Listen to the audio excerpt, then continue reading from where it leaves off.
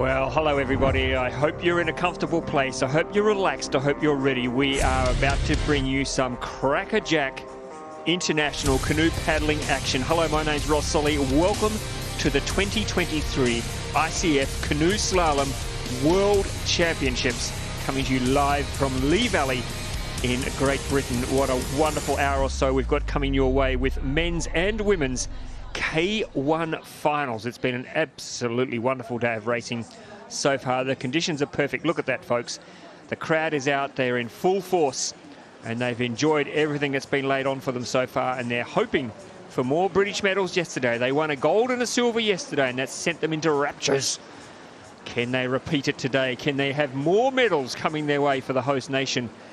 Olympic quotas also up for grabs. Most of those have been decided, but now we look to crown some world champions. Sitting next to me yesterday, a lady who brought the crowd to their feet. My goodness, some of them are going to dive in after she secured that medal, the silver medal in the women's C1. Kimberly Woods, great to have you in the commentary box. Welcome. Yeah, thanks for having me. Bittersweet. Obviously would like to be out there racing in front of the home crowd, but happy to have got that silver medal yesterday, and we were up for some real good racing in the kayaks today. Yes, your disappointment though is our enjoyment, because I'm excited to have you in the commentary box. Let's look at the medal table so far. Look at you guys sitting up there on top. Yeah, it's nice to see actually. It's a beautiful course and it's a great course, and yeah, it's a real good feeling to know that we're dominating it. And you've been involved in a couple of those, the team and of course your silver medal yesterday. As you said, disappointing today. You missed out on the final, but we'll talk about that maybe in a little while. But let's just look at the young lady that will be out there trying to defend her world title. Her name is Ricarda Funk, and she is currently not only the reigning world champion, but she's also the Olympic champion. She qualified second fastest this afternoon. The only paddler in front of her is Jessica Fox, who is absolutely hungry to get back on top of the World Championship podium. She hasn't been there since 2018. She's won everything else, but she just wants desperately to get back. But Ricarda Funk will have a big say in that, as will many of the other athletes who are lining up to paddle for gold this afternoon. What a quality field it is coming your way, Kimberly. Look at that. 10 of the best paddlers in the world, all there, all going for gold. Yeah, we've got such a big start line, and yeah, like there was quite a big spread, I thought, in the semi-finals, but I'm pretty sure these girls are really going to rack it up, and having the world number 1 and 2 there, and Olympic champion and European champion as well in Ricarda Funk, and a home Brit as well, and 2 Slovaks. So we've got 9 nations in the top 10. Yeah, Mallory Franklin, could she win 2 gold medals in a weekend? What an achievement that would be. Yeah, it would be. Obviously, we've got the 2 in the teams as well, so she could be on for 4 out of 4 so far. Obviously, I'd rather have been there myself, but yeah, really rooting for the home crowd to cheer her on. So let's have a look at where all the trouble's been today, Kimberly. And gate 6 has been challenging for a lot of paddlers. A lot of 50-second penalties there. People trying to cut corners. And as it's turning out, it's not really a gate you can cut corners on. Gate 16 is also troublesome. And gate 23, it's a really difficult cross gate, that one. Yeah, it is. It's the last gate on the course. You're pretty tired and you just want to get out of that upstream as fast as you can. And yeah, we're looking forward to this racing, and yeah, like you said, gate 6, a lot of penalties. It's, yeah, if you're a little bit on the back foot on that gate before it can make it really difficult, but it's going to be really exciting. So I don't want to spend too much time talking about it, Kimberly, but what's the situation with British canoeing, with the quotas? Have they been locked away now, or? Yeah, they have.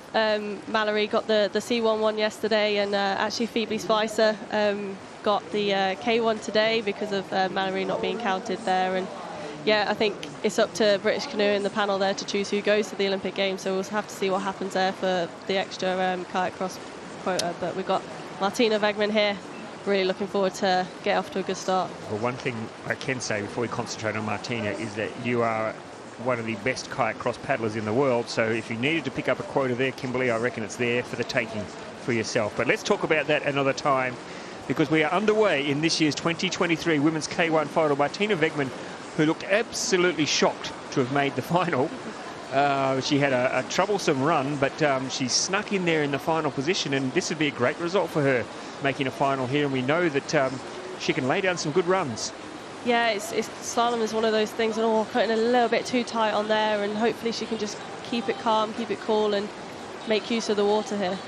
So the time set by Jessica Fox in the semi-final was a 1:02.13. I don't know that there's much more time to pick up out there. It looked like Jess put everything on the line there to get that time. So I think to be in the mix for a medal, Kimberly, correct me if I'm wrong, you definitely need to be under the 1:05, wouldn't you? Yeah, I think we saw Jess do a 1:06 yesterday in C1, then including a Tutso 1:08. So we definitely want to see the kayak times reaching close to the 100 mark. So Martina Wegman, a young lady from the Netherlands, hoping to get to another Olympics. She was there in Tokyo in 2020. She's got that quota locked away now for the Dutch, which is great news. Now she just needs to finish that up now with a medal in a world championship. She's never won one before, not in the K1 anyway. So she's been up on a podium before with the kayak cross, but today could be her day. Let's see. She's got that. Well, in fact, the touch has been removed, so that's good. Yeah, I think they were reviewing gate 6 on a possible 50. Actually, she was really tight to it, but looks like the judges have looked at that video over and over again, and she's off to a really good run here and pushing really hard, and it's a really good start for her, and I think she will be really happy with that. Yeah, that's 1:05.03. I mean, everybody else has now got to go better than that, and I can tell you that in the semi-final, the top 5 all went under 1:05.03. So, but that was the semi-final. There's more pressure, isn't there, Kim? You've been there many times. There's more pressure in a final. Yeah, there is, and it can go one or two ways. It can be either really exciting and really tight, the times be insane like they were yesterday, they really improved, but sometimes it can also go the other way. You can find that could win on some days, so it's very much like a potluck, and see how it goes. You just got to keep pushing, because you never know what will happen.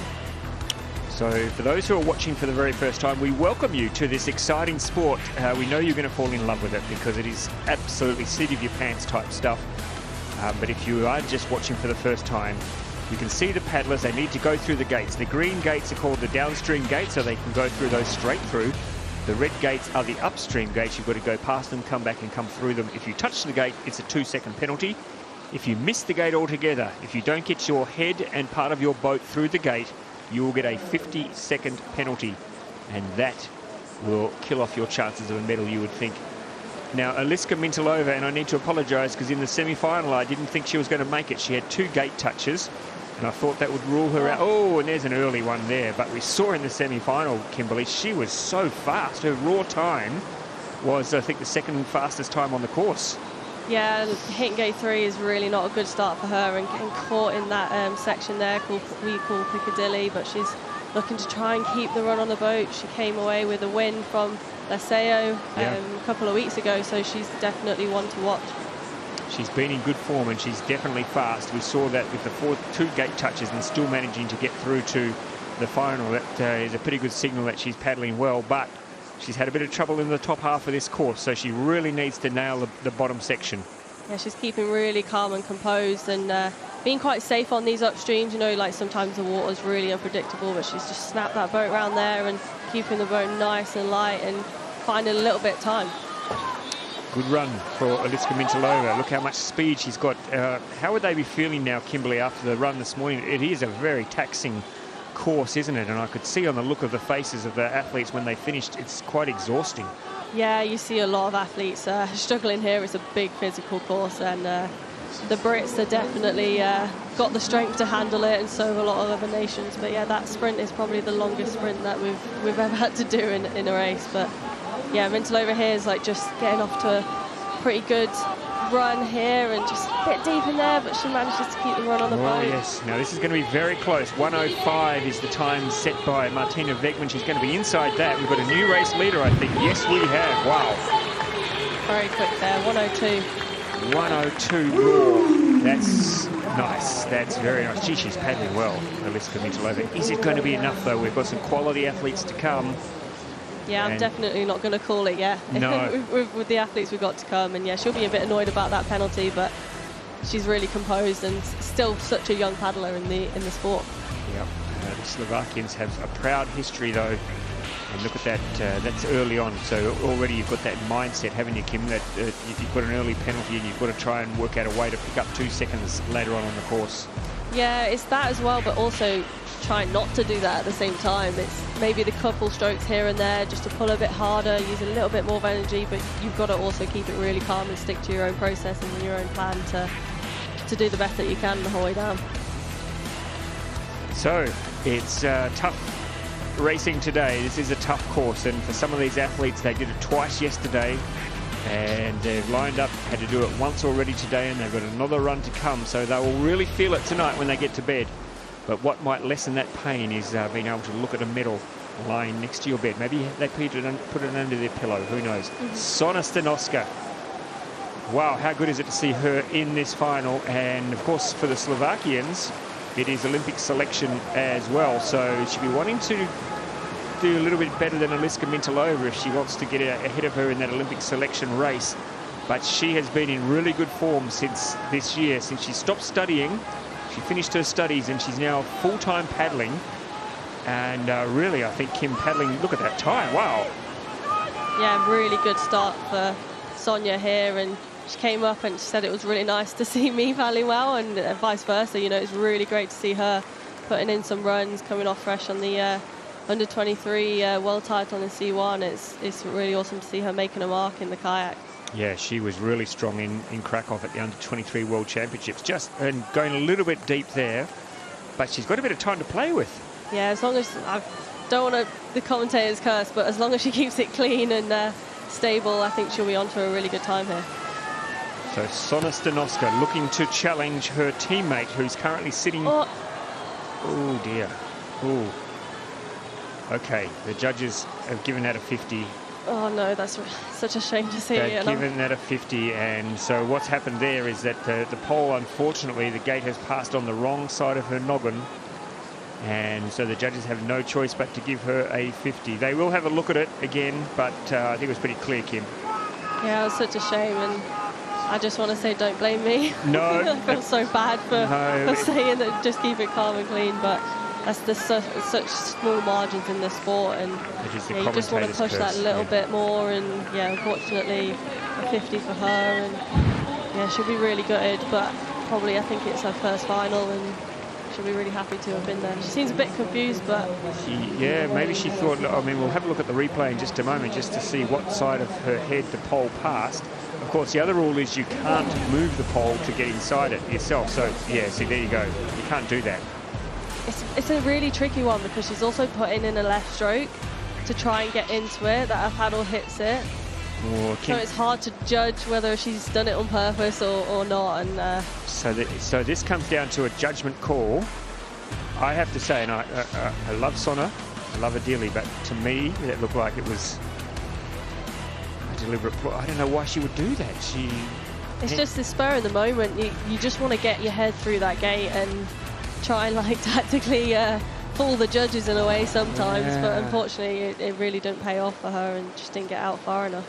Yeah, wow, she'll be disappointed. She heard she was tracking well. Let's look at her raw time was, she would have been a 106, which probably would not have put her in the medal chance anyway, maybe, I don't know, but that's disappointing for Sona. But now we look at Stephanie Horn from Italy. What a great career she's had, and can she add a world title to what's been a glittering career for her? A couple of Olympics, and just always gives it her all, and paddling well this year, including in kayak cross. Kimberly, you've had a couple of good stoushes with her in the kayak cross this year. Yeah, she's a feisty paddler. She's a very physical paddler, and yeah, she's off to a really good start. I mean, look at that split time, almost 4 seconds up, and she's really pushing the boat. A bit early on that spin there, but she's gonna try and use the wave to stay off the pole and get in for the sweep here if she can, which she has done, and yeah, just trying to be a bit calmer now on this flat a bit.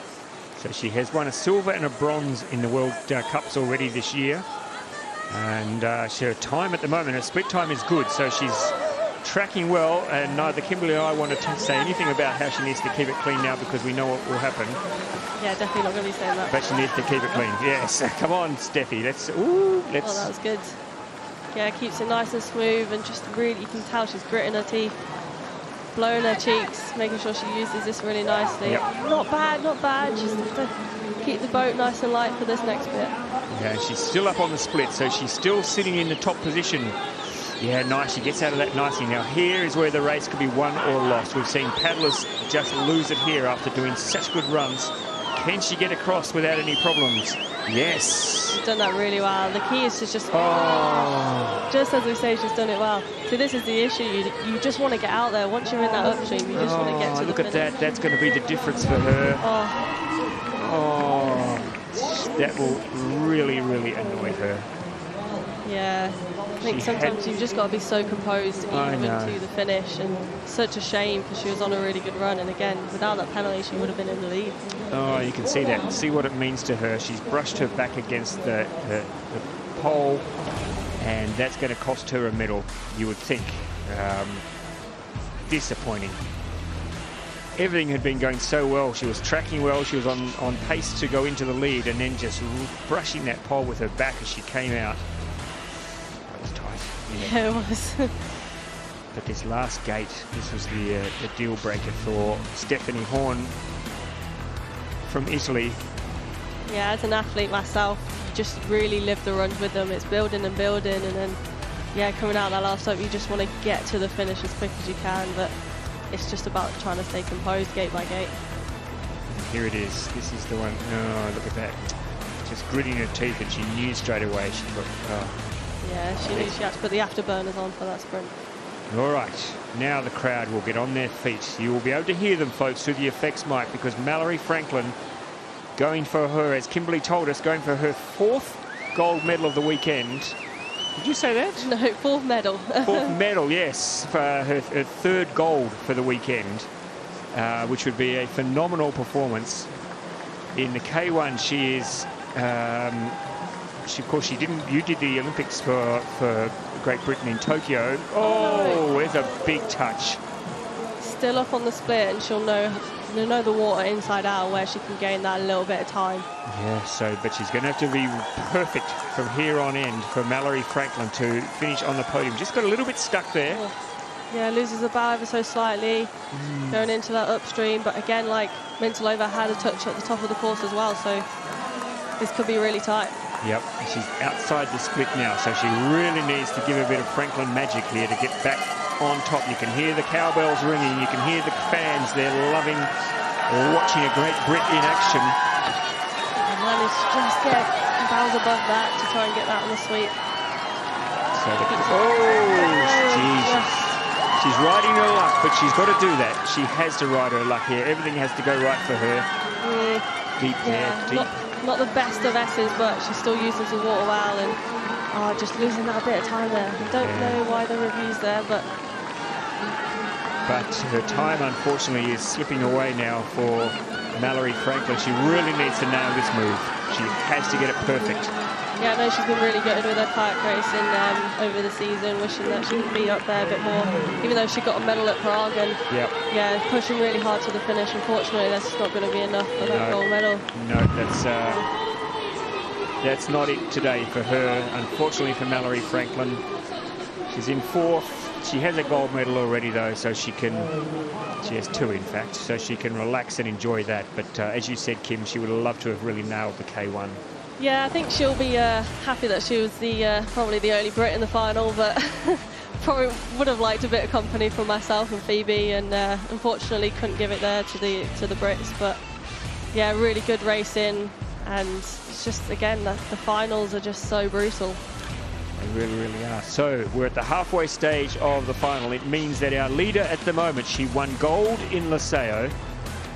She's sitting on top of the leaderboard with a touch. In fact, only one athlete so far has been clean, but it's Eliska Mintalova from Slovakia. Is it going to be enough to win her the gold? You would think with the quality of athlete to come, it's going to be tough. But let's have a listen to Eliska Mintalova, see what she thinks.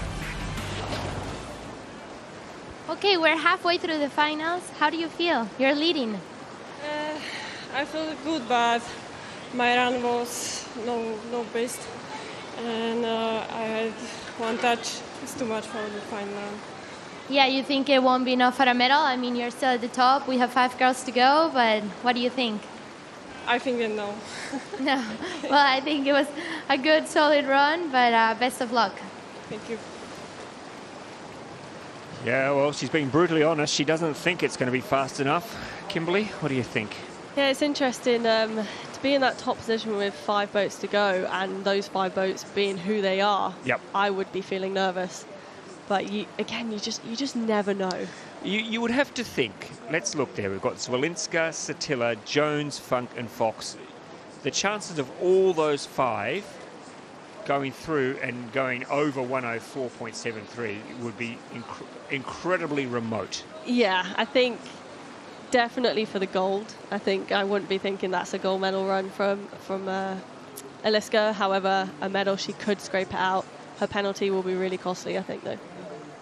So the wind has been taken out of the sails a little bit of the British crowd, but they're just biding their time because they're waiting for Joe Clark and Johnny Dixon. Can you believe it, Kimberly? Yeah, I saw some photos of him the moment that he was selected, and yeah, it got me a little bit teary and probably got everyone else teary as well. But here we have a very strong paddler. Yes, I keep saying it, I'll say it again. I've been waiting and waiting for the day that she nails a run, because she is so fast, but she just picks up these little touches here and there, which always seems to do her damage. She's had a lot of 4ths this year. Yeah, I remember commentating with yourself at Prague when she kept touching those upstreams, but she's off to a really good start on that upstream there. So Claudia Zwolinska, she was second at the European Championships this year in Krakow, and is sitting okay. I think she's sitting top 3 or so in the overall standings this year on the World Cup. And look at that, I told you she's fast. I mean, just look at her face. She looks so composed, like you know exactly where she's going to be put in the boat, and yeah, turning the head really nicely there. Just watches the bow on that inside pole. Look at that, though. Almost lost it there, but quickly recovered. This is a good top half of the run for the young lady from Poland, Claudia Zwolinska. Promises a lot, but we're waiting for her to deliver. Could today be the day? Look at that, she's still up on that split. Yeah, she's a really nice technical paddler, and yeah, we'll look to just slow the boat down a little bit. Wow, that was really good, really. Oh no, just slightly a bit too much, and tail touches the wall. It's just such a shame there, but she's still so calm, and her boat is just so flat and always moving. She's really staying in control here. Let's have a look. She's going to be under the split, so it's... Well, come on, Claudia. You've got to finish this run now. Do it for us. You've got to get through without a touch, and she's keeping under control. You can see on her face there's no panic. There's no stress. She's just trying to get the job done. Oh! That was off a little bit off. It's okay. Right there. It's okay. That cleanly, so she just needs to keep her head up and get the boat moving and push really hard to finish. I think we're going to have a new race leader. It's going to be so close. She's under. Oh, just over. Can you believe it? The finish line is so far away. You just want it to be there, and you think that people are going to get it, but... I have to say, Kimberly, yesterday when I was calling your race, and after you went through that last gate, I called you as the winner. I said that you were going to go to the top of the leaderboard, and then I realised how far it is. It's such a long way. Yeah, so many people came up to me saying that I thought I had it, but you never know, and I just kept my head down and just kept pushing until you hear that beat. So Claudia Zwolinska goes into second place. Eliska Mintalova is riding her luck. She is still sitting there in the #1 position with a gate touch, which is quite a remarkable effort. But we have 4 athletes to go, and they are quality. They are experienced. In fact, between them, if you look at Anna Satilla, first Olympics 2012, Luca Jones, first Olympics 2018, Ricarda Funk, well, she is the reigning gold medalist. Jessica Fox, first Olympics 2012. There's a lot of experience there, Kimberly. Yeah, hell of a lot of experience, but also quite a big age gap as well, I think, which is really unique. And Anna's not probably had the season she would have wanted so far this year, but she's made both finals now, which is absolutely incredible for her. And she's very much in the Zwolinska mould, isn't she? She's so fast, so fast, but she does ride her luck sometimes, and that sometimes doesn't quite pay off. But could today be the day that she gets through and really puts this run down and blows us all off the course? Really nice start there. Wow, yeah, using the water so nicely. As soon as you're on the back foot a little bit there, this move just becomes so hard, and she's used it really well, used her power, her edges really well, and yeah, that shows in the time. And yeah, just reminding you that the reason the time always looks so fast at the top is that is when Mintalova had a gate touch, so that's a 2-second added to it. And Mintalova was so fast at the bottom part of the course. Yeah, amazing reset from her. But Anna here just losing that little bit of time in the middle, but manages to hold some strength and hold that upstream there. And ducking and diving here, but just looking to reset and just calm down a little bit. I wish we had a camera in the commentary box here, because Kimberly is riding every gate with the athletes. She's twisting and turning in her seat there. And, oh, Anna, that's okay. I think there's no problems there. And she's still fast. She's still in touch with the time. Now she's got to nail this. Good effort. Well done. Yeah, really nice exit there. Just manages to sneak out on the back of the wave. It's going to be close. Again, we're going to be very close here for Anna Satilla. Can she get on top of the podium? She really needs to finish this strongly. The Brazilian, Anna Satilla, made her debut, Olympic debut, on this very course in 2012. I think she's lost too much time there. Yeah, there's a bit of time just not riding the wave that well and kicking up a little bit too much, but she's looking to really keep pushing. Yeah, just outside now, though. Moves into 4th. Oh, she's happy she's in the final. Makes you realise how fast Mintalova was at the bottom of the course, though, doesn't it? Yeah, I mean, it's amazing to see someone get a penalty and make a mistake so early on, but then able to reset and just absolutely smash the bottom half of the course, and she just built into that. So we're down to the last 3. And Eliska Mintalova from Slovakia, she won gold in Liceo at the last World Cup before we came here, and she's come out here today. She's picked up 2 penalties in the semi-final, still managed to sneak into the final. She's come out into the final. She's picked up an early penalty, but she is still sitting on top of the leaderboard. Her time is a 104.73. There are 3 ladies waiting to go: Luca Jones, Ricarda Funk, and Jessica Fox. I'd be nervous sitting in her seat right now. I would be too, and it would be somewhat of a fairy tale for Luca Jones if she could take a World Championship gold medal here. It's been an incredible story. It's been an incredible journey for this New Zealand paddler. She had COVID last year. It really threw her off her game. She spent months and months trying to get over it. She's had COVID about 3 times, I think, Kimberly. Yeah, like, just shows how much strength she has just to get back to this. And she's, oh wow, she's cutting the line so fine, but a lot of boat speed is happening. We'll see her really up on the split here. She's been spending a bit of time here, hasn't she, training this year? Yeah, a lot of nations have come over, and it's been really cool to have everyone over training with us, and yeah, just feeling really at home on this course. That's what you do for each World Championships. But she's just catching her tail there, but she's got time on her side. She just needs to stay chill, get in for the sweep here, and she's done that so nicely. So Luca Jones from New Zealand, chasing her 5th Olympics, having made her debut in 2008. She's up on the split, but you need to stay fast. Oh my God. Ooh. Oh, she recovers that so well. She had so much speed out of that upstream and goes a little bit too far, but she's so adaptive, and yeah, hopefully she can just stay super chilled. And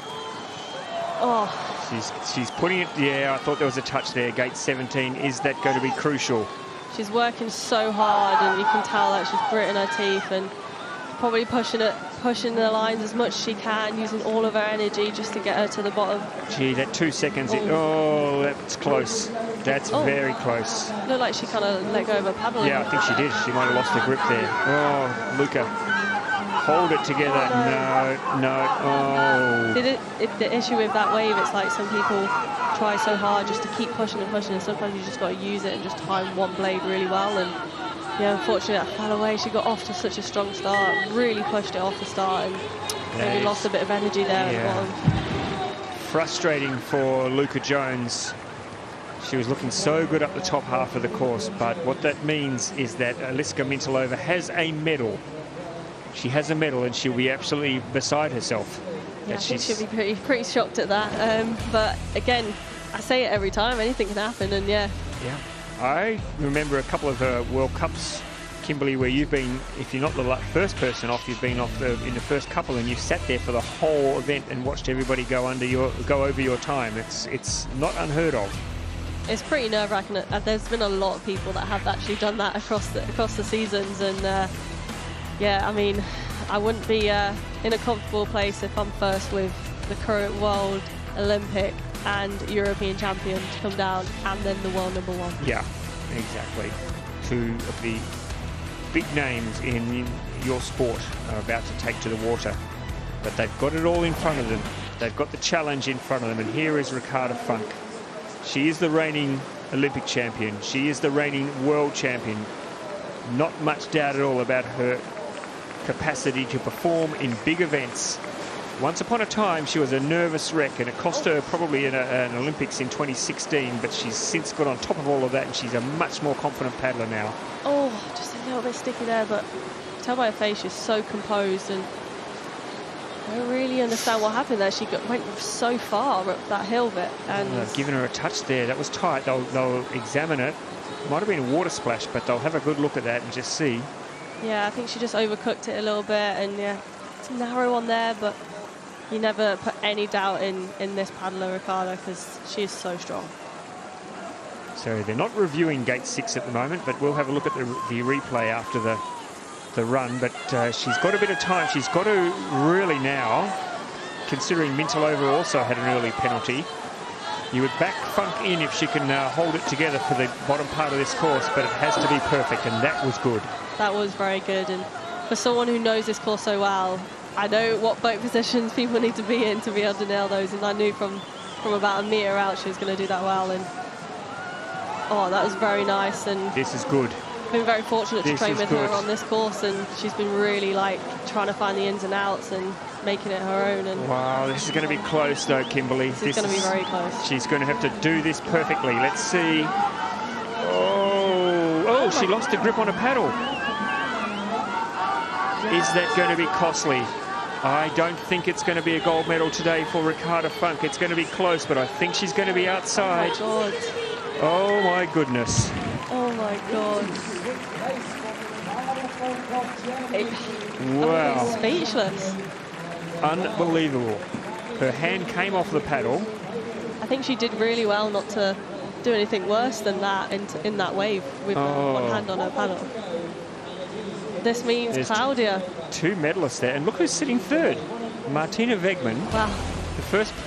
If I'd have said to you today, Kimberly, that the three medalists in the women's K1 would be Eliska Mintalova, Claudia Zwolinska, and Martina Wegman, you would have said no. I would have been like, what on earth happened in that final? Wow. And it's all unfolding here, and it really is. This is incredible. So congratulations to Claudia Zwolinska winning a World Championship medal. She'll be pretty happy with herself. But there's one lady who can upset the apple cart here. That's the last paddler on the course. She hasn't won a world title, Kimberly, since 2018. It's hard to believe that she hasn't been a K1 world champion or a C1 world champion since 2018. that's really hard to believe. Isn't it? Yeah. Isn't it? But she's won so many races. She is, and she's managed to pick up a couple of kayak cross world titles since then. Oh, was that a touch? Yeah, it was. Oh, Jessica Fox. A bit too narrow on that, but we know Jess. She can hit gate 1 and still smash the race. Well, she's going to have to be at her very best now, and you can see there's a bit of anger in those eyes now. She'll be annoyed. That's an annoying touch early on, so she cannot make any more mistakes, Jessica Fox. She's been in this position before, and again, up on the split. Even with that touch, she's up on the split. But everything has to go right now for Jessica Fox from Australia. Oh, and that wasn't the way she would have liked it to have been, so wow, she's not making it easy for herself. She really isn't, yeah, just slightly low and late into that spin, but crosses the wave and sweeps up really nicely and is still up on the split. Well, we just know how strong she is. We know how powerful she is, so... Oh, Jessica Fox is on the water. She's paddling for gold. It's going to be tight. She's got a gate touch early, which is going to make it even more of a challenge for her. She hasn't been on the top of the podium since 2018 in the K1, but she has such a good record. Oh yeah, managed to hold that inside pole. She's still going to be up on the split here. Yes, she is. She's still up on the split. Oh, I'm feeling really nervous for her now. I really am now. Can she nail this move? What's she going to do? She's going for an early turn. Oh, no. Oh, she nearly lost it. I'm really living it with her. Oh my God. Okay, 104.73. It's going to be close. 104.73. She's going to do it. She's going to be the world champion. Jessica Fox, you are the world champion. Wow. Wow. I have goosebumps. What composure. What composure at the bottom there. Unbelievable. Look what that means to her. You don't see emotion like that from Jess Fox very often. Oh my goodness, Kimberly, that's unbelievable. She will tell you that by no stretch was the best run she's ever done. Nowhere near it. I'm getting a bit teary. Oh man, me too. Run with her, and to hit gate 1, to almost fall in and fall off the wave on that last little bit. How does she do it? Unbelievable. Unbelievable. That's the only word I can use here, that she hit, as Kimberly said, and you called it beautifully, Kim, she hit that gate 1, and then you and I both nearly fell out of our chairs. She looked like she was going to flip. And for any other paddler, they probably would. But she just dug deep. You've got to remember, folks, she was at the bottom of a very tough course. How much energy could she have had left? Have a look at this. As she's gone around here, she has gone so close to flipping this boat. Look at this. Look at that determination. Yeah, this here, is just right after here. it. And yeah, wow. Unbelievable. Wow. Jess Fox, you are a champion. I think that meant a lot to her.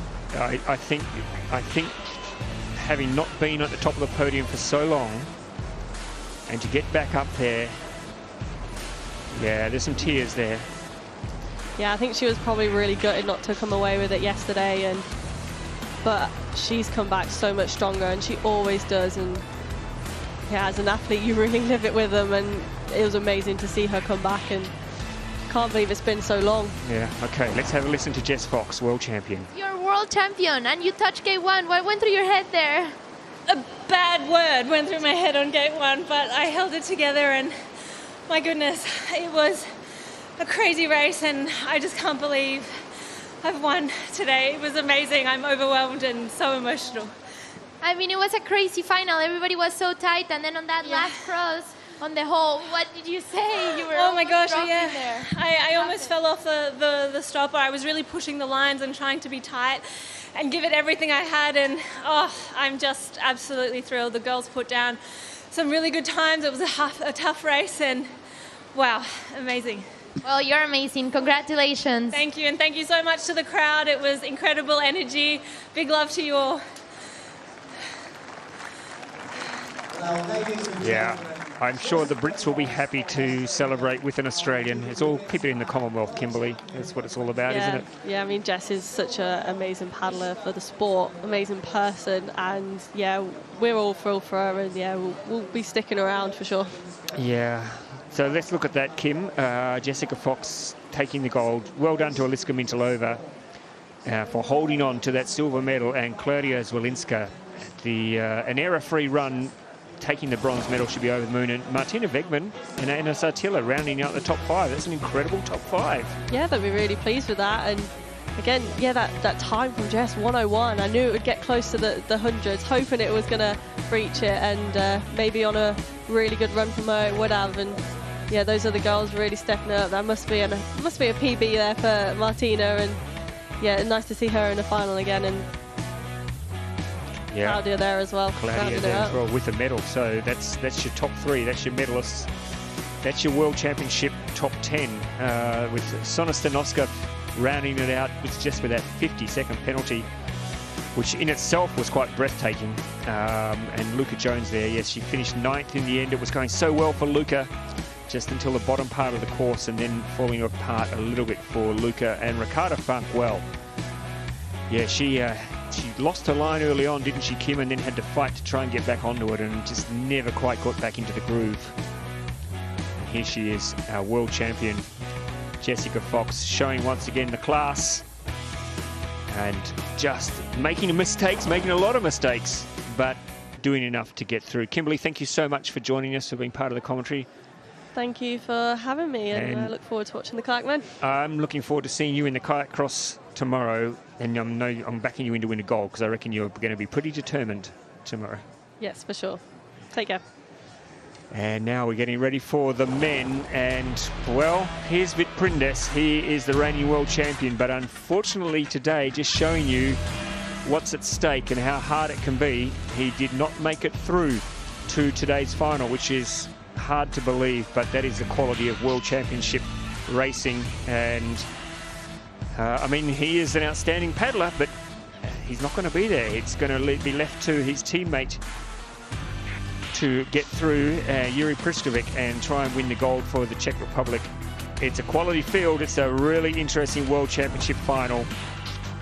We've got some world champions there. We've got some Olympic champions all coming your way in just a moment. Joining me in the commentary box from Sweden, Fredrik Wallen. And wow, Fredrik, I don't know, I've got to get my breath back after that women's final. That was incredible. Yeah, it was incredible to see Jessica's run, how she picked up early touch, but just kept going, and yeah, a gold medal.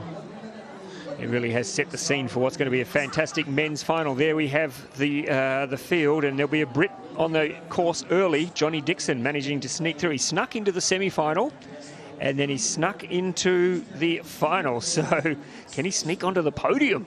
Yeah, we will see now. We saw when the British girls paddling down the course, the crowd was really cheering them on, and yeah, I think that energy can really give some positivity to the British guys. You just saw there where all the trouble has been today, and as Fred and I said in the semi-finals, that gate 6, a lot of athletes have been taking risks there, and it's tricky because there have been a few 50-second penalties, so it'll be interesting to see how the athletes treat that gate in this final. Yeah, I'm sure they have looked at the video now when they have like watched all the guys, and they know now what to do, I think. So there are British paddlers bookending this final. The first paddler on the water will be Johnny Dixon. The last paddler on the water will be Joe Clark. In between them, there are 8 world-class athletes who are all vying to knock the hometown favourites off the podium. But Johnny Dixon is underway. Yeah, and he's having a good start so far. Now he come into the tricksy gate 6, and he's doing it really well, keeping the speed, and yeah, he's off on a really good start here, I think. So Joe Clark's time in the semi-final was around 90.96. Yeah, so that's, well, I mean, I still, even when I say that, I still can't quite believe that that's what happened. Very nice. So Johnny there, like the spin was good, and the speed over to the up, great. Getting a little bit like stuck there on the gate, but yeah, now he's on again, powering it down. And no penalties yet for Johnny Dixon. This has been a clean run. Have a listen to that crowd. I hope you can hear that at home in our effects mic, but the crowd are on their feet. Yeah, look at them in the background. They are super excited. Yeah, they're running down, cheering him up there. Now the S gate, a little bit. Yeah. That was pretty good. It was okay. It's nothing major, so we'll see. Joe's run was obviously very good in the semi-final, so I don't know if he planned that spin. It looked like he was going for the direct, but just got caught on the block. And now he's, So his time slipping away a little bit here. Joe Clark's time in the semi was a 90.96, so I don't think, unfortunately, in a final, and he shakes his head, he knows that that's probably not going to be good enough. But, Fredrik, it is a final, and we've seen before the first paddler on the course holding on and managing as other paddlers crumble under the pressure. Yeah, and Johnny is still young. His first World Championship final, and yeah, it's good to see. And yeah, I think we will see more of him in the future. So he goes into a 98.28, and if I go back now and look at the semi-final, there was nobody in the top 20 who went over that time. So actually, when we look now, there was only like 2 guys with touches as well in the top 20. So staying clean is very important, I think, for a top position here today. Yep, I think you're right. So Johnny Dixon, he'll have a nervous wait, but unfortunately with the quality of the paddlers still to come, it's going to be very difficult, you would think, for him to hold on to a medal position. And he knows it, but it's all experience, and to race in front of your home crowd here and to have that excitement and everybody cheering for you, it'd be a long time memory for him. Yeah, it must be super cool to do that. So now the Spaniard, Pau Echanez, is on the water. He had a good European Championships, finished 8th. He's got those shark teeth, menacing looking shark teeth at the front. Oh, that was nice. Yeah, very good. Skate there. Now he coming to the Piccadilly, that we call it. And also doing it really nice. Looks like he's in. Whoa, this will be something tight for the judges to watch. The judges have got to they've got to put down their reviewing. They'll have to review that. They'll have to put down the chocolate eclairs and have a close look at the tape, because he really rode his luck there. Just getting stuck there as well, Frederick. Yeah, he does. He's maybe sometime when you are very close to a gate like the 6, you maybe think about that before you can get back to your rhythm again. And I think now he's forgotten about that, now just going for it. But well, he has to put it out of his mind. He needs to get back on track here, because this is a World Championship final. Yeah, and looking quite good now, Pau. Let's see, for the second S skate, he's attacking it really well, and it's, and they're taking the 50 off, so that's a good news story for Pau Echanez. And as a result, he's back up in front of the split. Now he goes for the spin move, and he's in and out there, but getting a bit stuck there. That's exiting and keeping the speed is really tricky in that upstream. Like, you have to come up and then out, and he's sprinting down now to. He's going to go into the lead, but he knows 96. He knows that's not going to be a time good enough to win. He certainly won't win gold. Could he sneak into a minor medal? Well, who knows? But it's you wouldn't think so, given the times that we saw. But a respectable run for Pau, like his first World Championship final, maybe.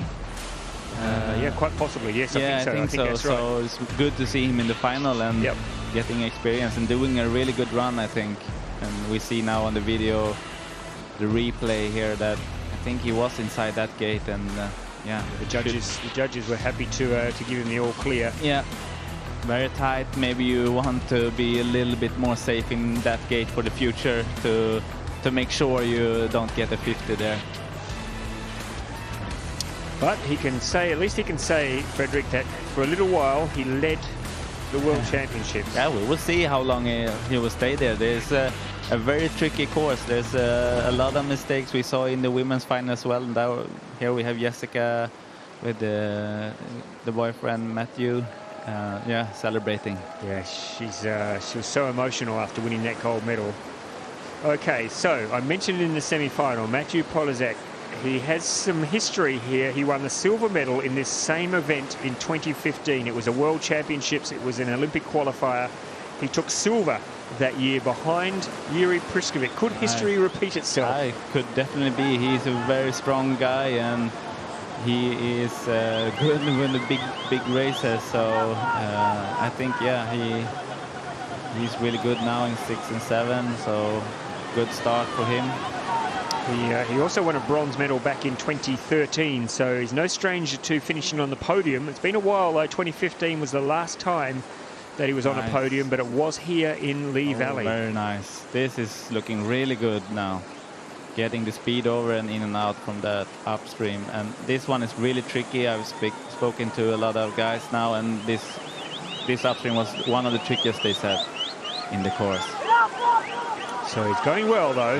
He's managing to stay in control, and he's under the split at the moment. So needs to just hold it together now for the big pole, to stay away from the poles. Yeah, clean run is very important, and doing the S here, very nice.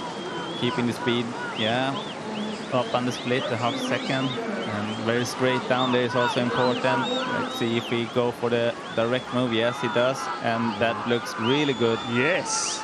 Finally, we see paddling. Yes, and really good into the upstream. Very important. And now we will see a really good time, I think. It's going to be around the 94 seconds, I think, for Matthew Polizek. It'll take him into the lead. 95. Yeah. That's a time now to beat, I think.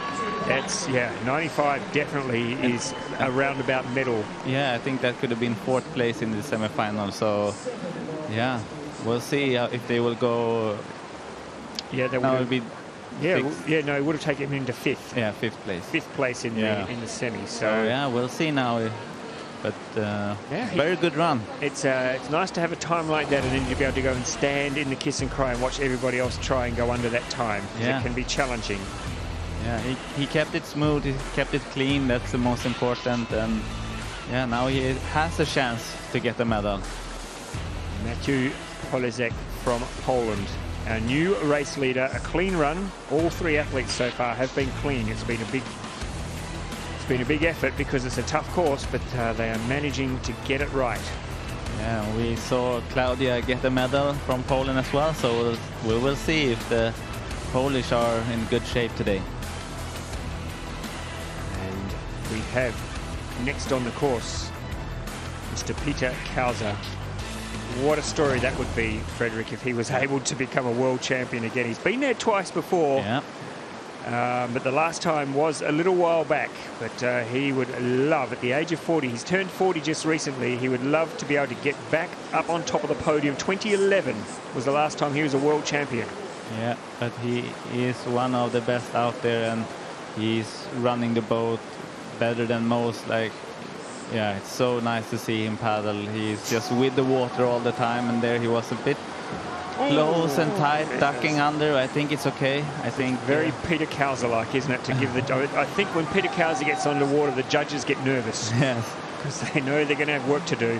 Because, but that's the way he races. He just really cuts the corners, cuts the edges, and when it comes off, it's so beautiful to watch. Look at this. So much speed.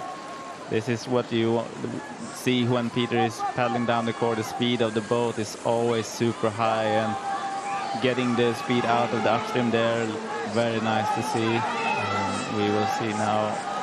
We are reviewing both of those gates, 5 and 6. He did cut them close, but well, from where Fred and I were sitting, we gave it the thumbs up. Yeah, we did. But we are not judges, and we're not paid like judges. We're paid like commentators. Yes. Oh, wow, that's this is good. Very good, yeah. This is very good from the veteran, Peter Kauser. Don't you worry about the age. Forget that. Age is but a number. Oh! Is that a 50 or a...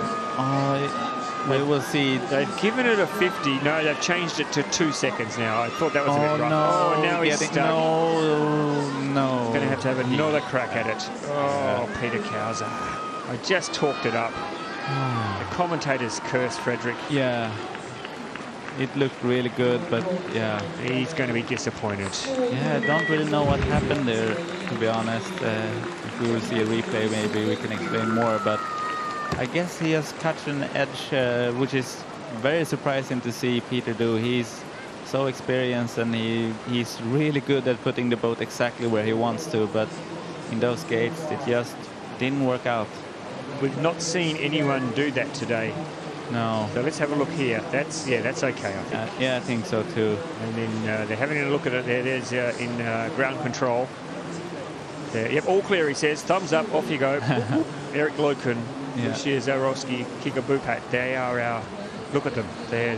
That is your brain's trust. Yeah. Oh, that's very close. He's giving them something to think about, though. And then he comes down to gate 6, just as if that's not enough. Again. Does it again. But yeah, I think that's okay. That should be okay. Oh, penalty confirmed. There's a 2. The touch. The touch, maybe. Yeah. We will see. We'll keep you updated. But he got into trouble at the bottom anyway, so it's not going to make any difference.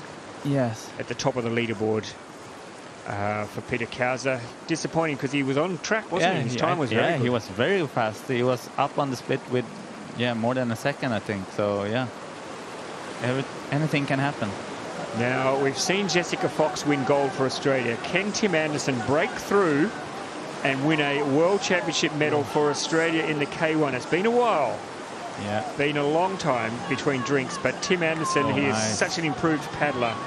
Super dry and keeping the boat speed high and, looking really sharp out there, I think. Up on the split, 1.2. Yep, nice and fast at the top. Yeah. Needs to keep going now, Tim Anderson. I'm sure he would be buoyed by the result of Jessica Fox. Getting a little bit stuck, but very tight upstream there. Very good. Getting the speed over to the tricky up 12 gate. So he's close. The time is close. Nice. What can he do here? Can he pick up half a second somewhere along this part of the course. I'm sure he can. There's plenty of places where you can pick up time, and I think the next S gate is one of those places where he can do them really fast and gain some time. Here we go. Let's see what he does here. Oh, That is the tightest I've seen. That was super fast. Was it a touch? Did he touch it, or was he okay? No, I think that was okay. And You could hear. Oh! I think that's okay too. Very close. Going direct now. You could hear the crowd when he pulled off that S move. The whole crowd. That surf over and that. Oh my God. Tim Anderson is going to move into the lead. Yeah. The Australian is going to take the lead. What a run for this young man. Unbelievable. That was super good. He cannot believe it. No, that was so good to see. Oh, what a run. Let's have a look. I've got to have a look at that S move again. That S. We talked about gaining some time in the S, and he really did. I think that S was the fastest I've seen. He has an asterisk next to his name. They will go back and look at a couple of gates that he really did cut it fine. Yeah, maybe the S gate they will watch if he had his whole head. But yeah, they've taken the asterisks off. And yep, they've given him the all clear, folks. If you're watching, it's late at night in Australia. You've stayed up late to watch your man in action, and I think it was worthwhile because now he is the man to beat. Let's have a look. I want to see this S move again. I hope they show it. Because it was it is. It was the move of the day. Look at that. The whole crowd. Yeah. And look, I think he's smiling. The whole crowd let out a gasp. Yeah. He's very close to the gate, but you have to go for it if you want to win. And Timothy Anderson really put down a good run now. Have to wait and see what the other will do. Wow, so at the halfway stage, there he is, Tim Anderson from Australia, sitting in the lead. He is our clubhouse leader with a 94.5. Now, just reminding you, Joe Clark this morning did a 90.96. So, let's see, 94.5 in the semi-final would have put him into 4th position. Yeah. So there are 3 guys who are still to come who went faster than that this morning. Can they do it under the pressure of a World Championship final? That's taken the crowd's breath away. Yeah. They cannot believe what they've just seen, and now it really does throw down a challenge for the rest. I can't wait to hear what Tim Anderson's got to say. He's a true blue Australian. He will love this moment. Let's have a listen to our race leader, Tim Anderson from Australia. This is your first final at a World Championship, and you just had an amazing run. How are you feeling? I feel great. I'm over the moon. It's a bit of a blur right now. I can't really put it into words, but I'm super proud of how I've paddled this weekend so far, and really grateful for all the support and people behind me. I could definitely hear you guys in the crowd as well. Thank you. Amazing.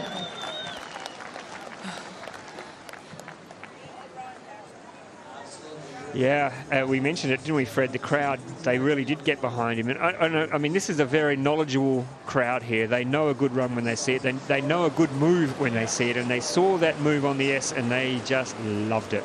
Yeah, and I really got a smile on my face when I heard Timothy speaking about his run. Like, very well done.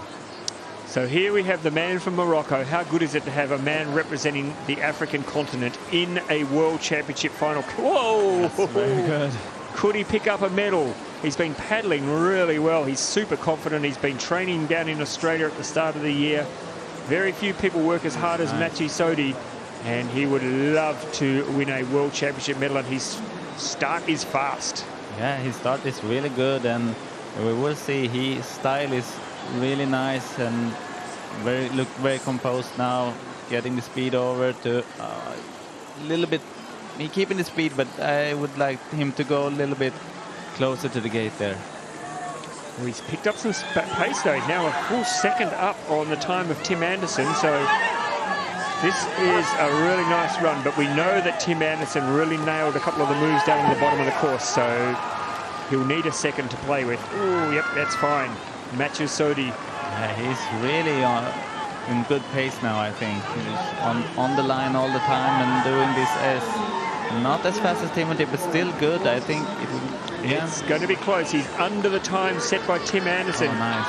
Could we have an African sitting at the top of the leaderboard? He's got to finish this. Let's see his move here. Yes, that's very good. I think the spin was good and the surf over was really good, and that upstream is exceptionally good. Yes, this is going to be close. I think This will be we're going to have a new race leader. Yeah, ready. Wow! Wow, that's good. What is going on? I don't know. That was so good.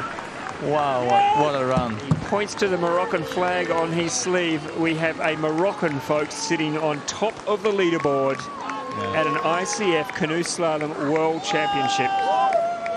93.91. That was such a good run. He was so smooth all the way down the course, and he kept believing that he could do it all the way. And yeah, he's now on the first position with four more boats to go. What a weekend he's had. I mean, his qualification run was very good. His semi-final run was exceptional. And now he's pulled out this in a final. Yeah, that's very impressive. Yeah, he got a ticket to Paris now, and he's showing that he can paddle really well in a final. So yeah, will be very interesting to see what he can do in the future now.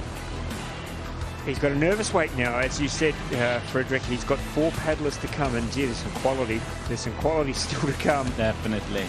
I mean, the thing is, the last man on the water today will be Joe Clark, and he did a 90.96 in the semi-final. He could go. Can you imagine if he went sub 90? Yeah, I think he can do it. Definitely. We'll see if he manages, but yeah. It will blow the roof off this stadium if it had one. Yeah. But Martin Duguid, first of all, he is the man in action. Nice. Yeah, he had a great European Championships. Yeah, and very good on the start here. Oh yeah, that's nice. Representing Switzerland, he was second in the European Championships, which is a great result for Switzerland. Yeah, and Martin has been doing some really good results lately, and yeah. Paddling really nice, and yeah, very good to see him in the final here and see what he can do. Well, he is up on the time by a long way, by a second, a full second he has up his sleeve. Martin Duguid from Switzerland. Will we see a new leader again? But we have to wait and see. There's still very much to do in this course still. He's doing everything right so far, though. We've had a lot of leadership changes, and that was nice too. He didn't lose any time at all through that move, and he's still up on the split. Yeah. Oh no, just like Peter did, but managed to stay clean, and I don't think he lost too much, but surely the lead is now gone away. But that is very good. That was a good cross though. He's back in track. A little bit of time on the exit though. It's going to be close. I think he's going to be just outside, is he? Or just under? Just under. Oh! What? No way. Oh, what happened? No way. This is unbelievable. 0.02, folks. You can't blink your eye in that time. No. You cannot blink your eye in 0.02 of a second. But somehow that has managed to be the difference between Mathieu Sodi and Martin Duguid. Can you believe it? No. I mean, do you go back now and think, where could I have picked up 0.02 of a second on my run? Yeah, he had the unplanned spin just above the big drop in the end. But I think his downgate in the eddy at the drop there was what the best I've seen, and the surf over and the last upstream. So yeah, he really picked up, like he lost time, but he picked it up directly in the last move, which shows that even if you do some small mistake, you can still save it in the last couple of gates in the course. Well, wow, I tell you what, with every paddler we're getting on the course now, the excitement level is being ratcheted up tenfold. Yeah. Look at that, he can't believe it. Yeah. He cannot believe that he's got that close. Yeah. Righto. Giovanni De Janeiro, he's never been a world champion. He would love to do it today. He would love to nail that. He's not missed a World Cup final this year. He's been in super form, super consistent. We know how fast he is. Let's see what he does. Is he going to take some risks? Is he going to throw it all out there today? He has to, really. Yeah, he has to. And yeah, the times are really fast now. So if you want to be on the podium, you really have to put down your absolute best, I think. And Giovanni definitely can challenge this time for a top position. So Giovanni De Janeiro. Very nice upstream, getting the speed. Splits down at the moment, but we know he can pick up some pace. He's down by almost a second and a half, or more than a second and a half, which doesn't sound like much, but on the water on this course, it is tough to find a second and a half. You can do it. You can do it, but we know that, yeah, you have to do it in the last couple of gates. I think that's where you have the most chance of being very fast and make up the time. A little bit slow there, but yeah, managed much better than in his semi-final, and yeah, closed the gap. He's closed the gap. So, oh, that was tight. That was okay though. I think he's okay. Righto, he's got to do this. Direct, and he's got to nail this. Yeah. Oh, it's taken him a long time to get out of there. Now he's got to be very tight now.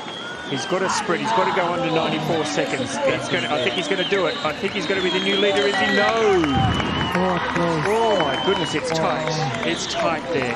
And you can't believe it. He's going fourth. Fourth, he says? Seriously? Yeah. You're fourth, mate. Yeah. Sorry, Giovanni. Yeah. It was a good run, but Mathieu Sodi has a medal. Yeah. From Morocco. Yeah, that's fantastic. I'm so happy for him. Such a great result. Yeah. What colour will it be, though? Yeah, and Giovanni didn't do a lot wrong, did he? No, he didn't. He's just like less than a second off the pace, and I think he lost most in the last couple of gates. The surf over, yeah, that was it. Unfortunately for him. But congrats, Mathieu Saudi. You have a medal. Yeah. All right, here we go. Yuri Priskovic, I said in the semi-final, I'll say it again. In the year before the 2016 Olympic Games, he became world champion. In the year before the Tokyo Olympic Games, he became world champion. Will he become world champion in the year before the Paris Olympic Games? Is history about to repeat itself? He is the defending Olympic champion. He's a bronze medalist from Rio as well. He's the European champion from this year. He's a two-time world champion. I mean, he's done it all. Yeah, he's done it all, but today he's going to be needing to be at his very best. Yeah. Yuri Priskovic is on course, folks, and looking for a medal. Yeah, and he's very good under pressure as well. He's paddling very good under pressure, and yeah, looks like a very good start to me. Straight through the middle of gate 6, taking no risks at all there. Yeah. Down on the split at the moment, but don't worry about that. He can pick that up in the blink of an eye. Yep. Going. Oh, no. Oh, he managed to save that really well, actually. I thought he would be stuck in the eddy, but somehow he managed to get loose of the eddy and had very good travel over the wave and into the up. So he's going to be well down now. He's a minute and 40 seconds down. Not a minute, sorry. Not a minute, but a second. If it was a minute down, he would be pack up and go home. Yeah. But he has to really do something special here to get in contention. I don't know that this is the run that we would expect from Yuri Priskovic. No, I think he's a bit off pace, actually, but that was super fast. There we go. That's where you make up your time. Yeah, look at that. That's where you make up your time. Yeah, that was so nice. And now we will see go for What's he going to do here? And he's really, oh, that's so good. See, in and out of, oh. Yes, look at this. That's why you're Olympic champion. Yeah. That's why you're a two-time world champion. Yuri Priskovic. He's coming down now. He's going to move into the lead. That, folks, is a championship run. Wow. Yeah, he made it in the last part of the course again. That's where you win or lose this race. I mean, you and I are both saying this is not looking like a Yuri Priskovic run, and then he's just switched. He's flicked a switch at the halfway stage and said, okay, let's put on a show. And he has nailed that bottom part of the course. Yeah, in the last down into the up, he really went for it. Like he just put his boat in and out which is really difficult to do. You don't he has the courage to do it, but not everyone doesn't have that courage to just put your boat out, because that's very hard to do, and he managed to do it, and that gave him the first place. And there's only one boat to go. It's not a bad boat though. No. Can I just say something? And I apologise to British fans for watching. I hope I don't have a sense of deja vu. My mind's going back to the World Championships before the Tokyo Olympics, when Joe Clark came out and finished just. That's okay, we can do that. Just at the last moment, finished second. The second Brit he was, and lost that Olympic quota. Yeah. Surely this is not going to happen today. No. And Joe is probably the one who can go under 90 seconds. So yeah, I mean, Jiri Pristevic's time is still outside the time that Joe Clark set in the semi-final. Yeah. Listen to the crowd. They want their man. They want another gold medal. They're hungry for gold. Yeah. The British fans. Joe Clark, look at him go. Yeah. He's going for it. And we saw Jessica Fox, he went down last in the women's final, and Joe is doing it the same, and see if he can win this one. Looking really good so far. Oh, wow. That was good. That was very good. I mean, he could sleepwalk his way down this course, though. I mean, he works so hard on it. He does so much work on it. And look at that, 2.37 seconds up. Yeah. But Pristovic was very fast at the bottom. He was. So Joe has to keep going now and not think so much about anything else than putting down his best run. Listen to the crowd. They're getting behind their man, the 2016 Olympic champion. They want him. So good. That is a beautiful move. Yeah. Joe Clark, he's on track for a gold. He's so good right now. So the time of Jiri Pristovic is a 93.26. Oh, that's so fast that, he has done it. He's going to go under 90. He's going to go under 90. Joe Clark, this is a run to remember for the man from Great Britain, yeah. Joe Clark. He's your world champion.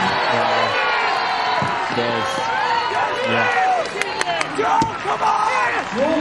Congratulations, that was amazing run.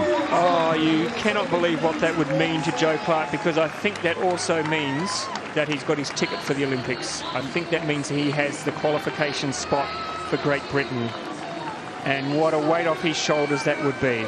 Yeah, and he said it. He had one job to do here, and that was to win the gold medal, and he did with an incredible run. Like no one was close to that.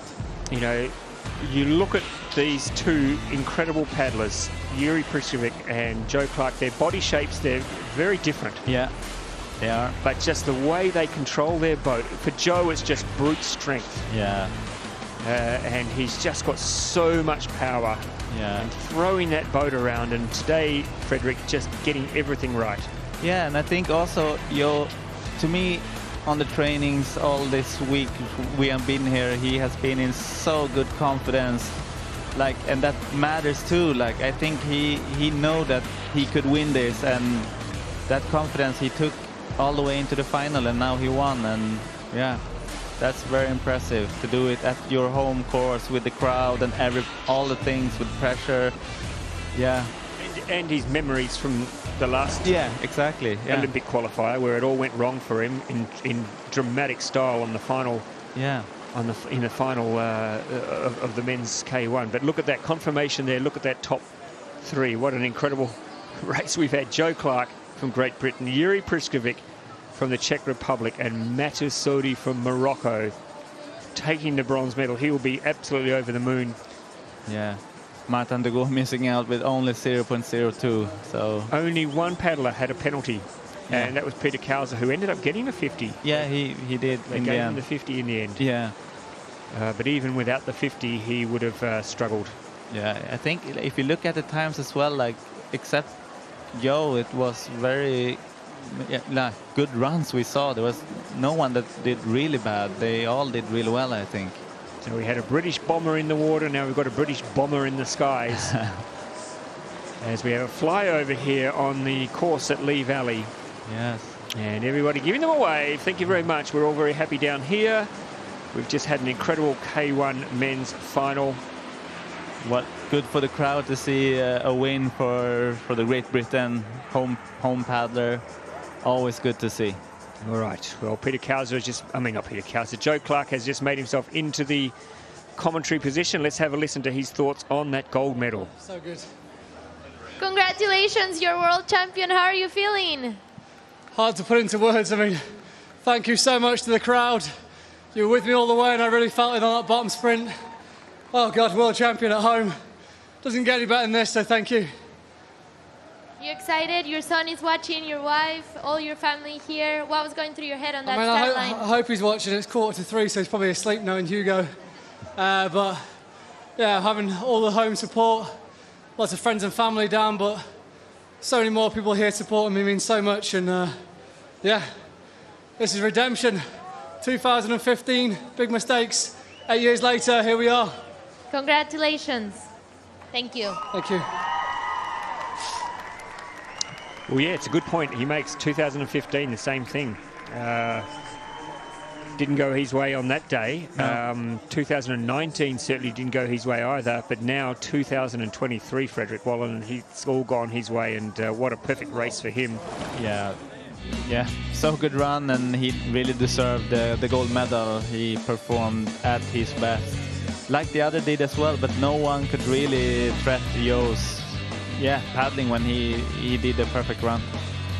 Well, it was a quality final, that's for sure. And I've got to say, there's some names there in the top 10, in the top 5 that probably we're a little bit surprised about, but we're very happy about. I mean, it's just a great advertisement for our sport. When you look at the continents that were represented in the final, and you know, you have Oceania, you have Africa in there as well, just putting in, not just making up the numbers, but winning medals and finishing top 5. That's pretty good effort. Yeah, that's very good to see. We like to see a big spread of the nations and different paddlers doing really good, because we know there's a lot of guys out there that are in a very, very high level. So it's good to see them perform at their best.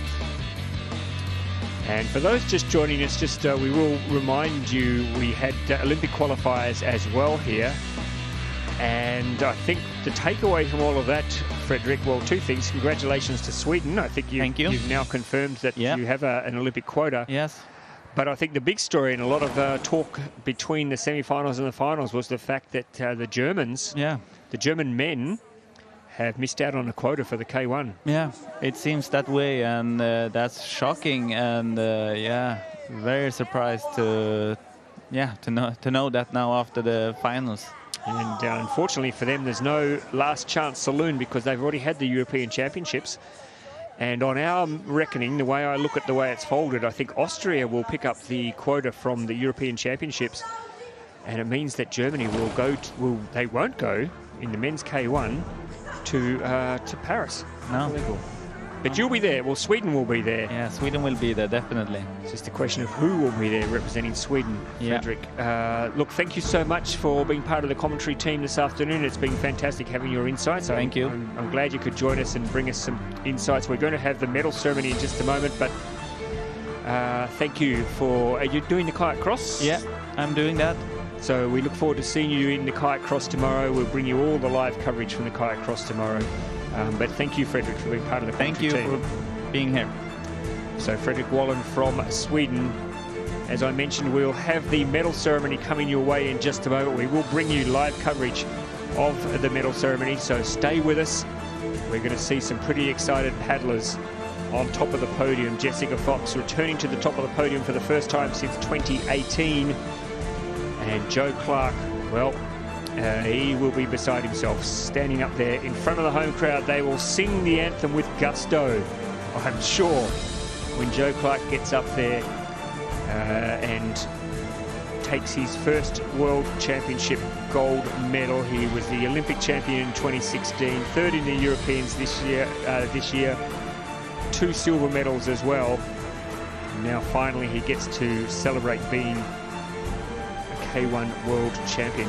It's been an incredible day's racing. I hope you've enjoyed it wherever you're watching around the world. For those who stayed up late in Oceania,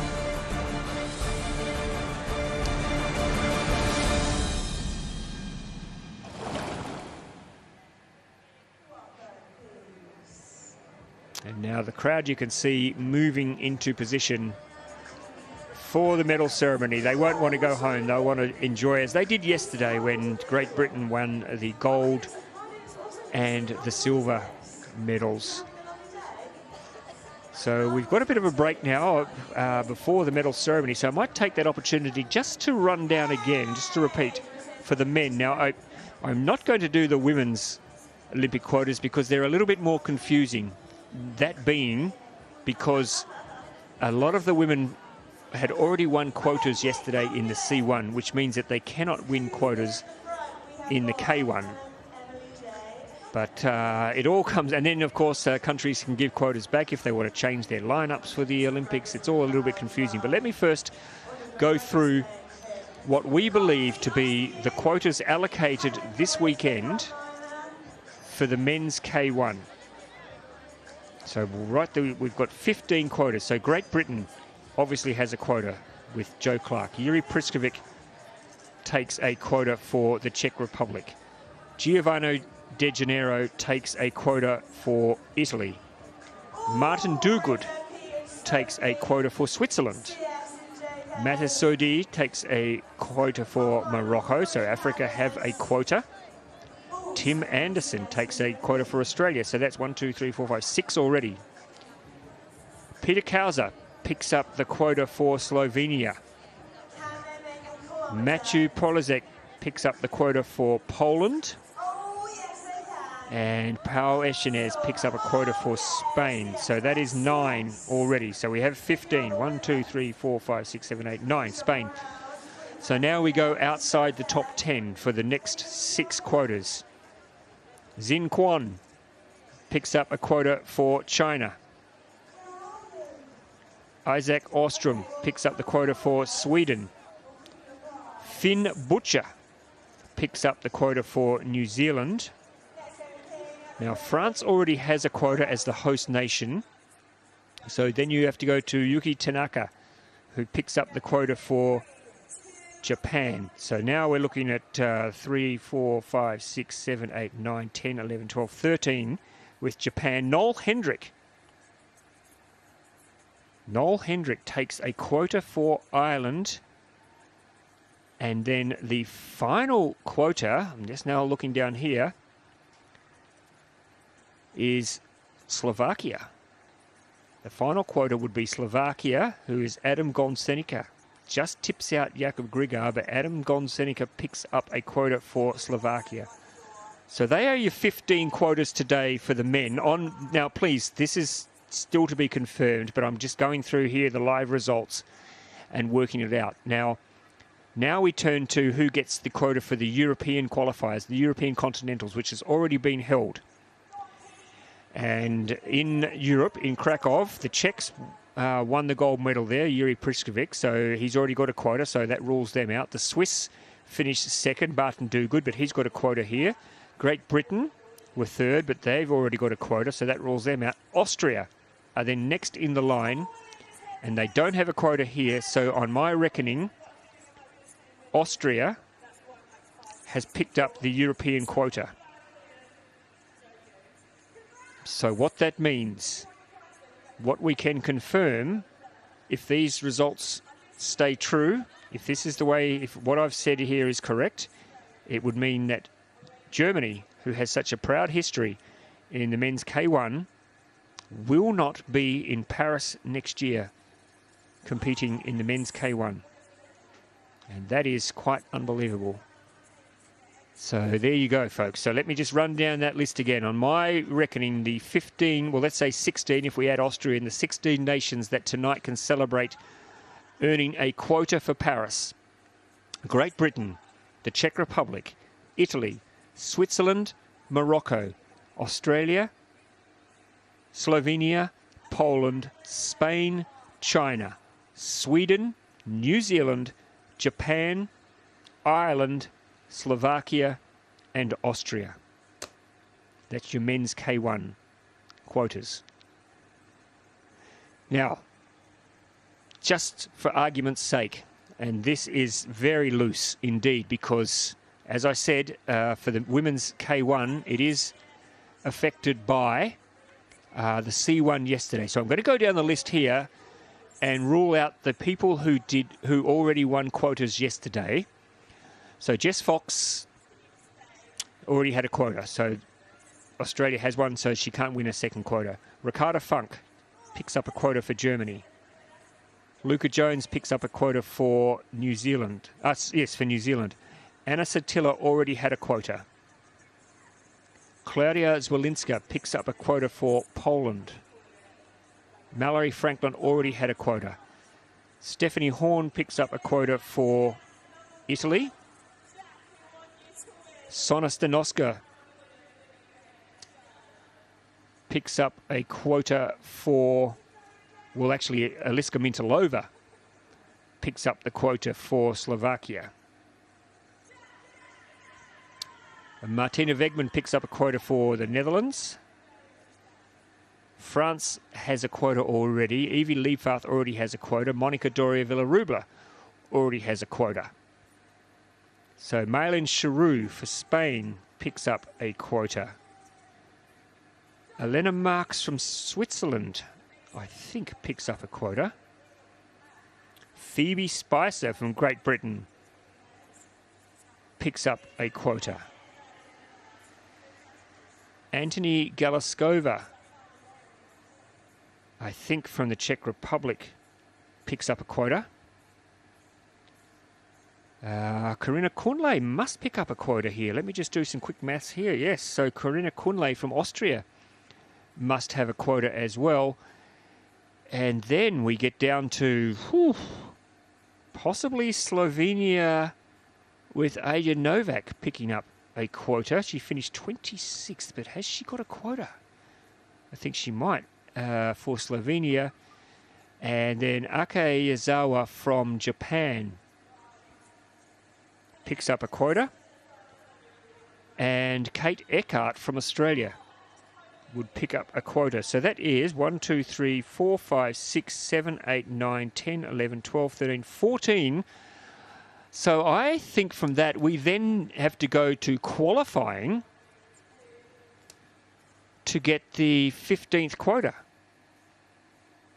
Again, please, at home, this is a bit of an exercise I'm doing just to try and get an idea of where we are. But I'm going to go back now to the qualifying run, the second qualifying run for the women's kayak, to see who possibly could have picked up the final quota. And, well, it would be, I think, Ria Shribar from the United States. I think that she has picked up the last remaining quota.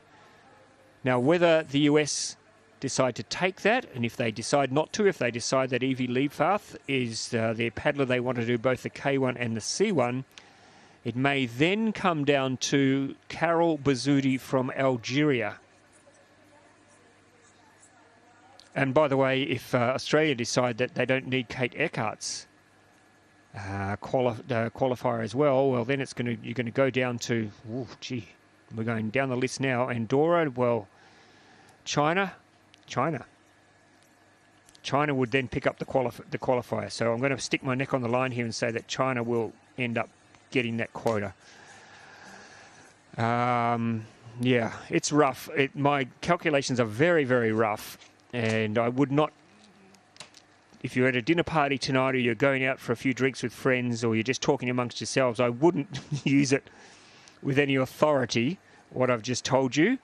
But roughly, I'm going to say that the quotas for the women's K1 could fall this way.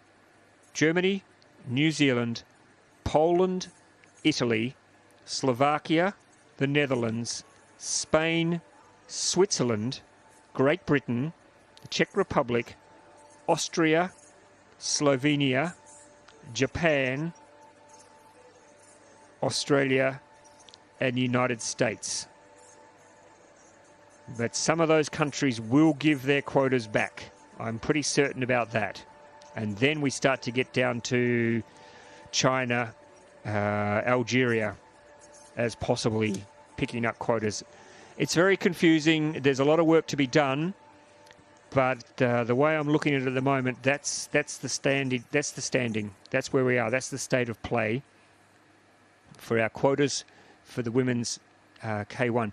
Now, I can't give you. I need to go into a bit more detail to work out who would pick up the European quota. It's a little bit more confusing because the European top 10, all of those paddlers picked up quotas here. So anyway, that's another exercise for another day. Let's now sit back and enjoy some medal ceremonies, folks. The women's and the men's K1 World Champions from Lee Valley in 2023. Ladies and gentlemen, the medal ceremony of the women's kayak singles will begin.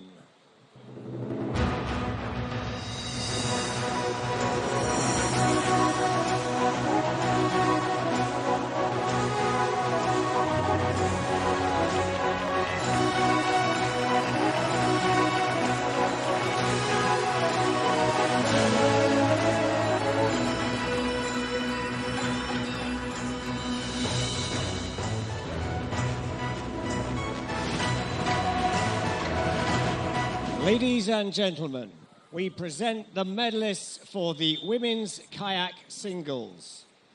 The medals will be presented by Luciano Bonfiglio, ICF Treasurer and Acting Vice President, accompanied by the representative of the National Federation of Australia.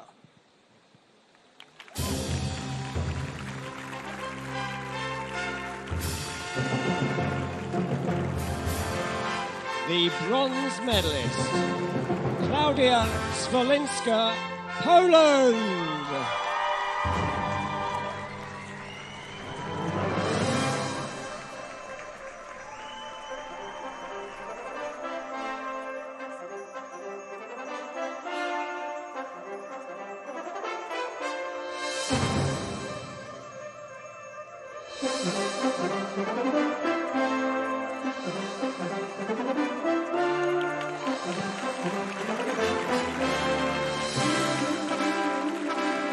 Silver medalist, Eliska Mintalova, Slovakia.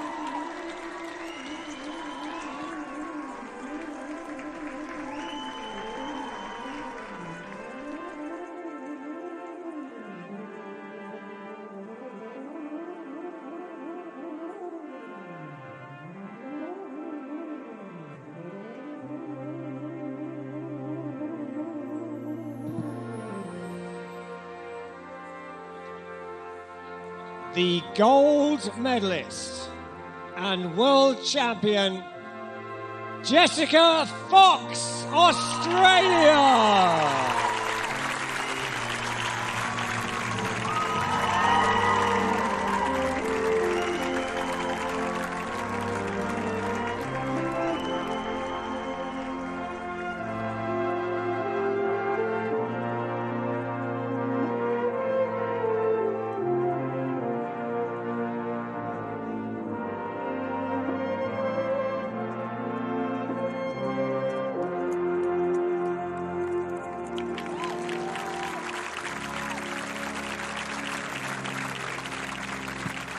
Please, if you are able to, rise for the national anthem of Australia.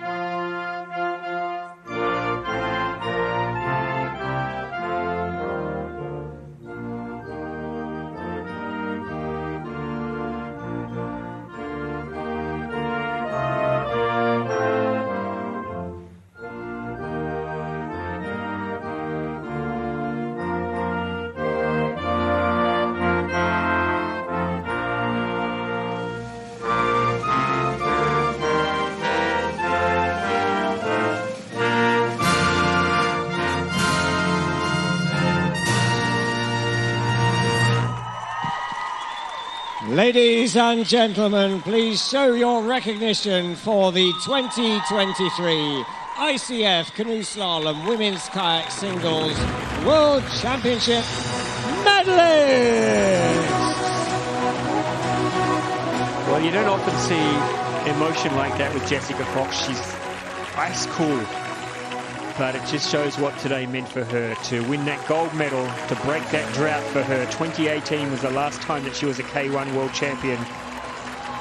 And she's now back on top of the podium. It means a lot to her, but it means a lot to Eliska Mintalova as well and Claudia Zwolinska, because they are your silver and bronze medalists. It's a quality podium, folks. It really is. But today, if you get a chance, go back and watch the run of Jessica Fox. It was something special. Considering, and I don't mean that in terms of it would being a brilliant run, because by her standards it wasn't. She had mistakes. She had an early touch. She nearly flipped at one stage. But just the determination and the power that she put into that race to get back on track and to eventually claim that gold medal, that world title in this, the year before an Olympic Games, well, it meant a lot to her. And she will be celebrating tonight, I'm sure. Not for long, though, because she has kayak cross tomorrow. And she'll want to come out and try and win that title as well. She'd love to pick up 3 medals in a weekend. Well done, Eliska Mintalova. She's in very good form at the moment. She won gold in Liceo at our last World Cup. And second today. And, of course, we all head off to Paris for the final World Cup of the year, which will also be a test event on our Olympic venue. And that's coming up in a couple of weeks, so I hope you can join us for that. And Claudia Zwolinska, who again today showed what she's capable of and going through and taking the bronze medal. Well done as well to Martina Wegman and Anna Satilla, rounding out our top 5 for our World Championships in the women's K1. In just a moment, we're going to have the medal presentation and look at the crowd building. They're building to see their man have a gold medal placed around his neck. Joe Clark. An incredible race under so much pressure in front of his home crowd. And with memories of what's happened in 2015 and 2019, he even said that in his interview afterwards, that there was redemption here today. And he now is on top of the world. He has the crown. He is the king. And in a moment, we'll anoint him, as we should do after a run like he performed today. He also will be out tomorrow to become a kayak cross world champion again. Both he and Jessica Fox have been up there a couple of times, and they'd like to take this form from today into tomorrow and win kayak cross gold. If you have never seen a kayak cross race, can I recommend to you to clear some time in your diary tomorrow to sit back and watch the kayak cross competition, because it's like nothing you would have ever seen before. It's action-packed, it's exciting, it's thrilling, and I think you'll be pleasantly surprised by what you see. But now let's sit back and enjoy the medal presentation for the men's K1.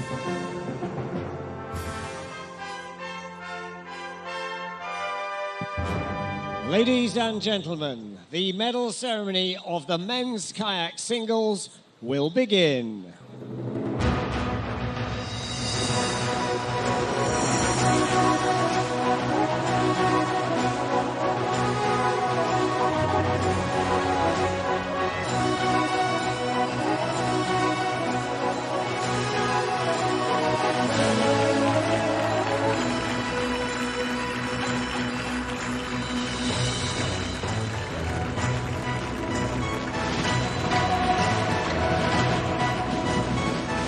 Ladies and gentlemen, we present the medalists for the men's kayak singles.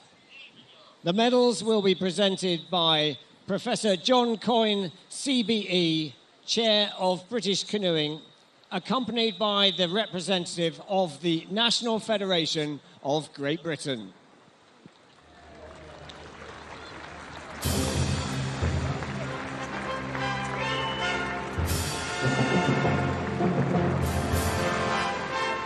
The bronze medalist, Matis Zaudi, Morocco.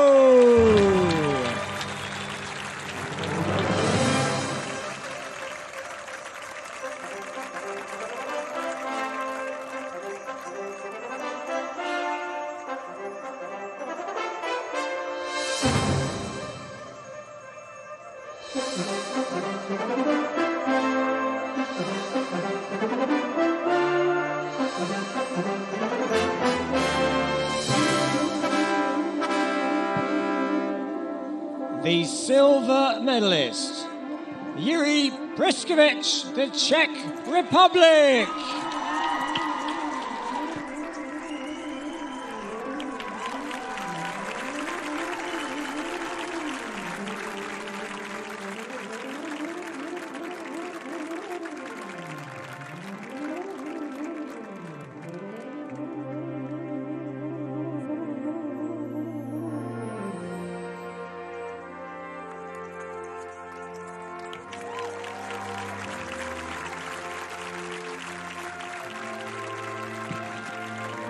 The gold medalist and world champion, Joe Clark, Great Britain.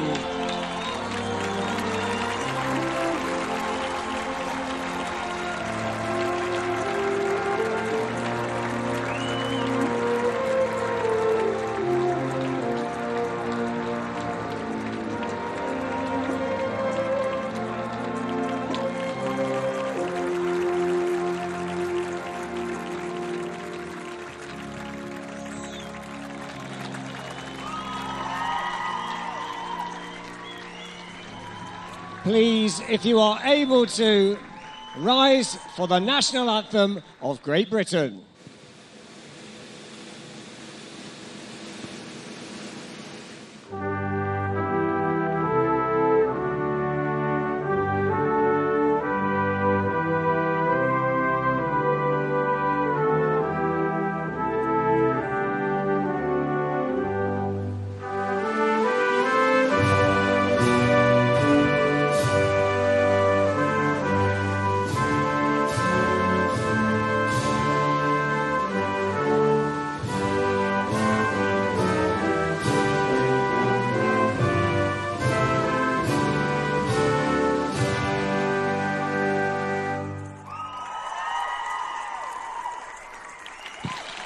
Ladies and gentlemen, please show recognition for the 2023 ICF Canoe Slalom Men's Kayak Singles World Championship medalists.